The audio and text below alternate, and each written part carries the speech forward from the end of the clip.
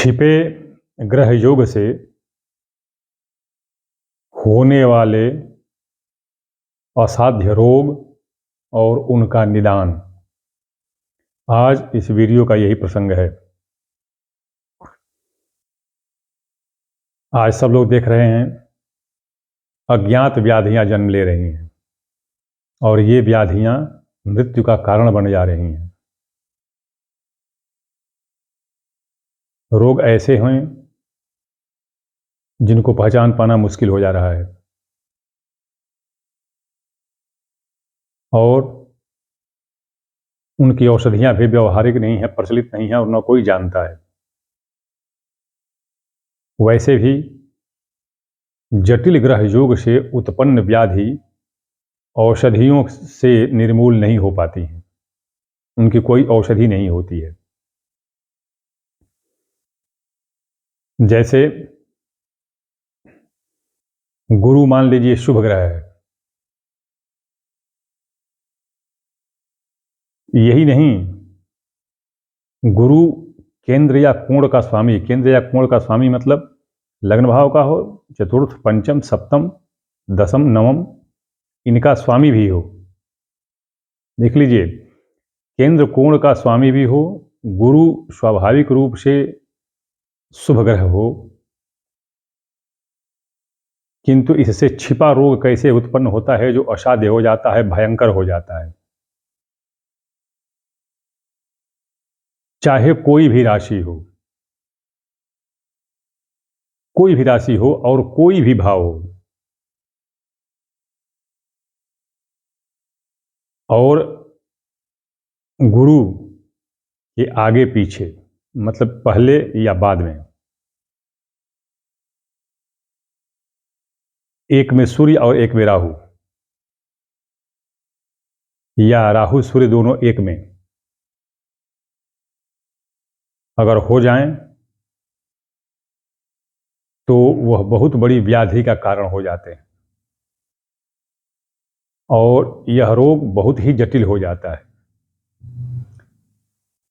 यह मैं वराह मिहिर ने या और सिद्धांतों में और आचार्यों ने तो इसको लिखा ही है, यह मेरे देखने में भी आया है, बहुत सारी कुंडलियों में यह देखने में भी आया है और बहुत सारे लोगों के साथ यह घटित भी हुआ है। ये अपना वराह मिहिर ने तो बता भी दिया है कि अंतः शशिन अशुभो मरदगे पतंगे। ये देखिए, पाठ में कहीं कहीं बहुत भिन्नता आ जाती है, इसलिए हमेशा पुराना पाठ, पुराना जो ग्रंथ हो या पुस्तक हो उसी में देखें।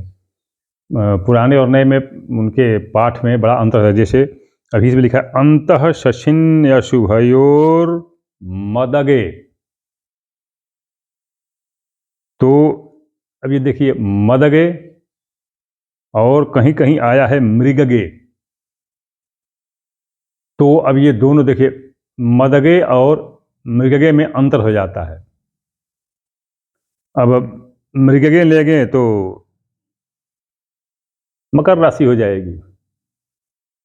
तो अब इस तरह से ये दोनों में अंतर, इसलिए हमेशा मैं इसलिए कहता हूं कि हमेशा पुराना पाठ उसी को देखें।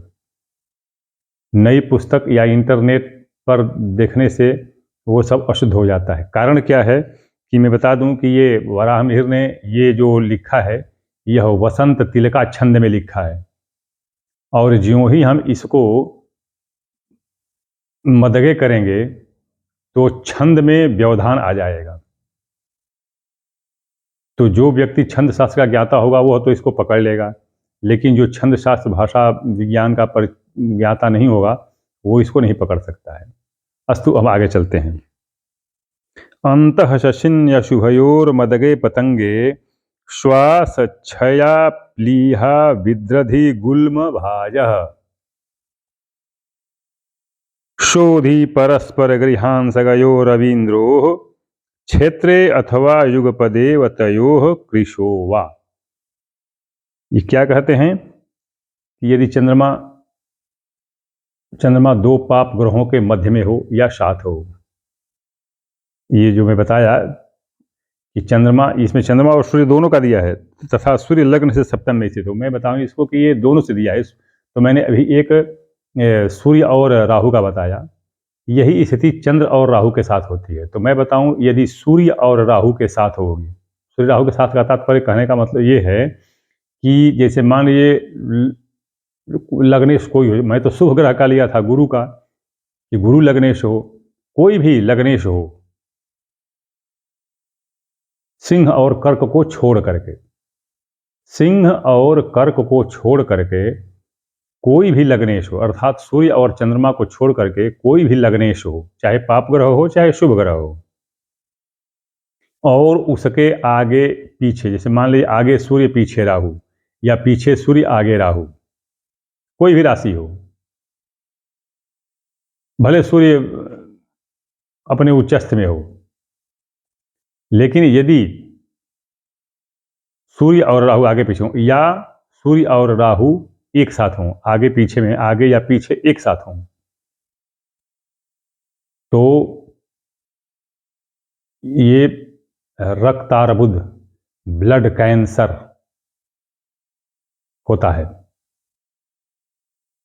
किंतु यह छिपा हो जाता है, इसलिए लोग पता नहीं, साधारण रूप से लोग नहीं जान पाएंगे।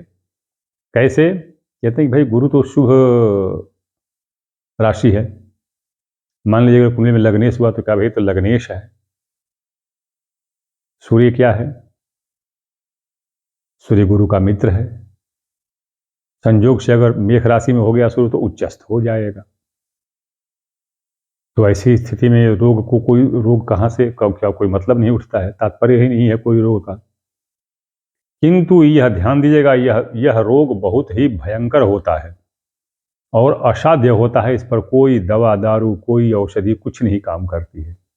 और मेरे साथ मैं देखा हूँ कि मेरे पास ऐसे बहुत से आए हैं, ढेर सारे आए हैं उदाहरण के रूप में। बस पश्चाताप इसी बात का है कि पहले लोग जब बिल्कुल इसको बिगाड़ लेते हैं, तरह तरह के हॉस्पिटल, दवा, डॉक्टर इत्यादि से जब समय बिता देते हैं, और जब ग्रहों का योग जब जड़ जमा लेता है, तब फिर मेरे पास आते हैं। तो अच्छा, वैसी स्थिति में क्या होता है कि इनके निवारण का कार्य भी जटिल हो जाता है। और वर्तमान समय में जो कि अर्थ युग है, धन युग है, धन के सभी हैं लोग ही, चाहे मैं हूँ चाहे कोई भी हो, अर्थ युग है। तो अब इसमें क्या है कि खर्च बहुत ज़्यादा बढ़ जाता है, तो फिर इधर से भी लोग चूक जाते हैं कि उनकी वो आर्थिक रूप से सक्षम नहीं रह पाते हैं और फिर नहीं कर पाते हैं।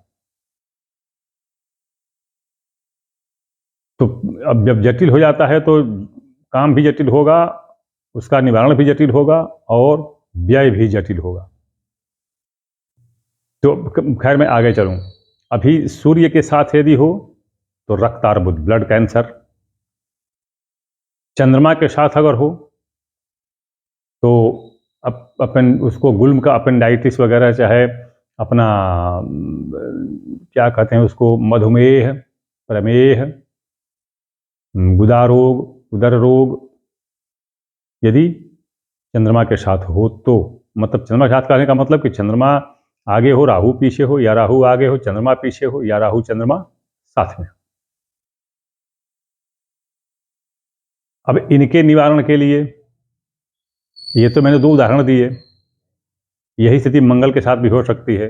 कैसे, मैं बताता हूं आपको। यदि मंगल और शनि लग्नेश न हो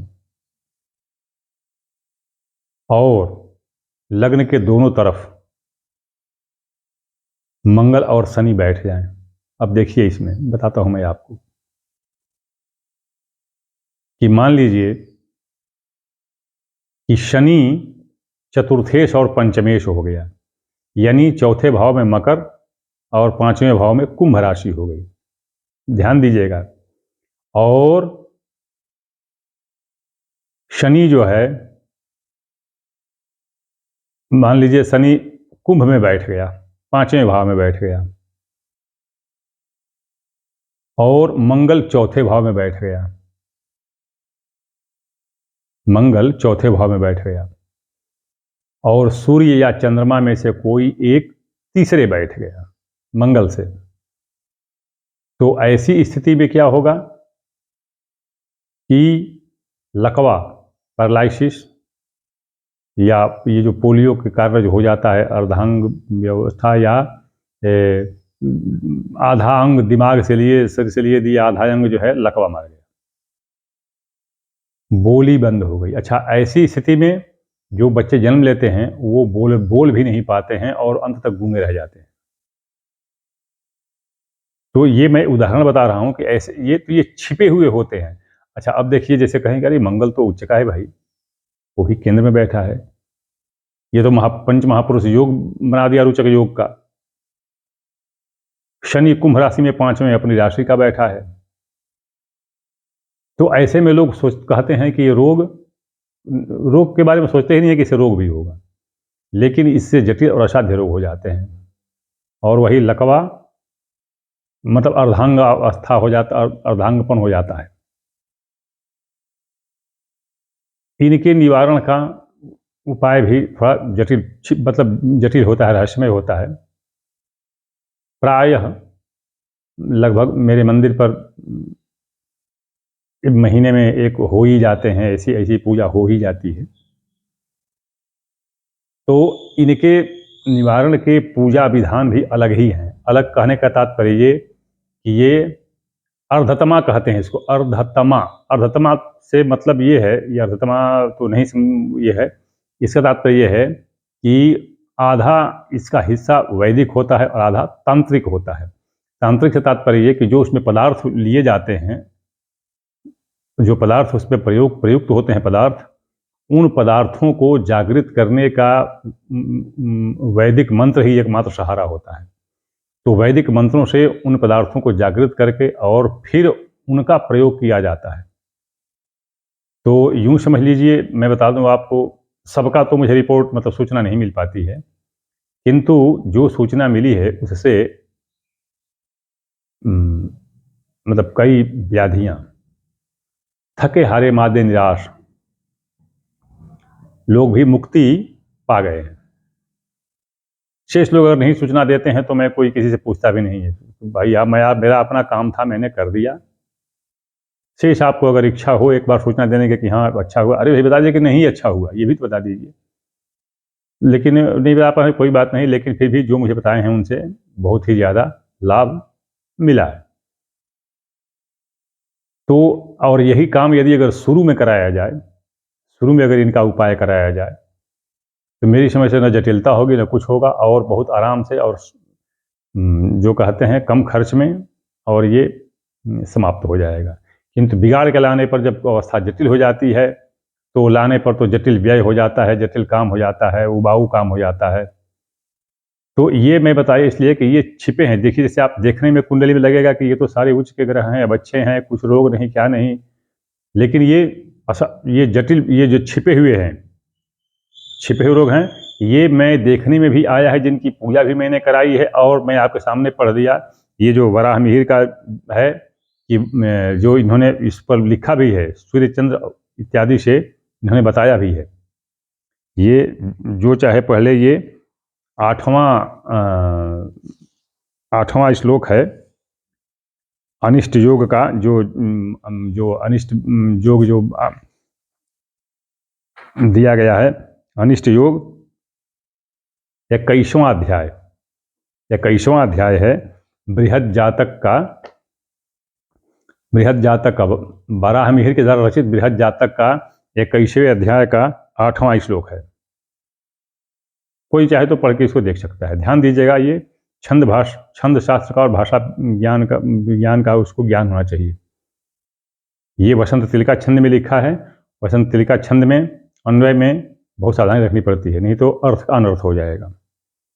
खैर जो भी हो, मैं बताऊं आपको कि ये छिपे हुए ऐसे योग हैं जो समझ नहीं पाते हैं और किसी अन्य ग्रह की पूजा कराने लगते हैं। काल सर्प नहीं भी होगा तो भी काल सर्प की पूजा कराने लगते हैं, या कुछ ऐसे ही योग अगर नहीं भी होंगे, पता भी नहीं चलते हैं कि हैं कि नहीं हैं, फिर उसकी पूजा कराने लगे। तो ऐसी स्थिति में सुफल का कुफल भी मिल जाता है। तो ध्यानपूर्वक अगर इसको कराया जाए तो असाध्य व्याधि से मुक्ति मिल सकती है। ये मैं बताया आपको उदाहरण के लिए कि मैंने ये ऐसे छिपा, जो ग्रह योग से छिपा रोग व्याधि जो असाध्य होती है उसका मैं बताया। मैं जैसा कि प्रत्येक वीडियो में अपना व्हाट्सएप नंबर देता हूँ 9889649352। फिर भी लोग कमेंट बॉक्स में लोग भेजते हैं तो मैं कमेंट का तो उत्तर देता नहीं, मैं कमेंट का उत्तर दे नहीं पाता, क्योंकि वीडियो भी मैं अपलोड नहीं करता हूँ और न वीडियो को मैं मॉनिटर करता हूँ। जिसको वो कोई जो मेरा लोड करता है बेचारा, वही अगर जवाब दे दिया कुछ तो दे दिया, तो इसलिए उस पर जवाब नहीं देता। व्हाट्सएप पर आप मुझे संदेश दीजिए, पहली बात। दूसरी बात कि आप उस पर जो है अपनी विद्वता मत दिखाइए कि मैं इतना गलती किया हूँ तो ये है तो ऐसे है, तो थोड़ा बोलते हैं ज़्यादा बोलते हैं, विद्वता मत दिखाइए। विद्वता दिखानी हो तो वीडियो मत देखिए। उस पर जो है अपना तर्क वितर्क शास्त्रार्थ करने के लिए वीडियो में नहीं बना रहा हूँ। और अगली बात, निःशुल्क व्यवस्था मेरे पास नहीं है। मैं कोई भी सेवा देता हूँ, उत्तर देता हूँ तो शुल्क के साथ शुल्क मिलता है तो मैं उसका उत्तर देता हूँ। मैसेज करते हैं, कोई जो संदेश देगा उस पर व्हाट्सएप पर, तो मैं उसकी गणना करने में कुछ समय लगता है, 2-4 घंटे, या अगर कोई जटिलता हो गई तो 24 घंटे 48 घंटे भी लग जाते हैं।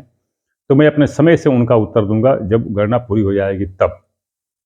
और यदि आप शुल्क दे सकने में सक्षम हों तब तो फिर अपना हमसे समस्या पूछें, वरना मैं क्षमा याचना करूँगा कि मैं निःशुल्क सेवा नहीं कर सकता। अगले वीडियो की प्रतीक्षा कीजिए, मैं किसी अन्य विषय के साथ अगले वीडियो में आ रहा हूँ।